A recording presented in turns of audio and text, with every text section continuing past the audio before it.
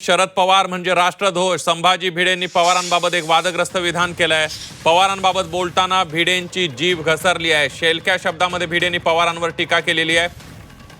शरद पवार म्हणजे राष्ट्रद्रोह असं म्हणत संभाजी भिडे यांनी शरद पवार यांच्यावरच जोरदार टीका केली आहे. वादग्रस्त अशा प्रकारची टीका केलेली आहे.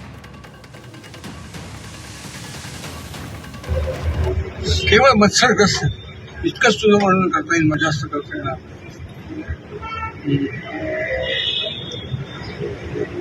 पवारांचं वर्णन फक्त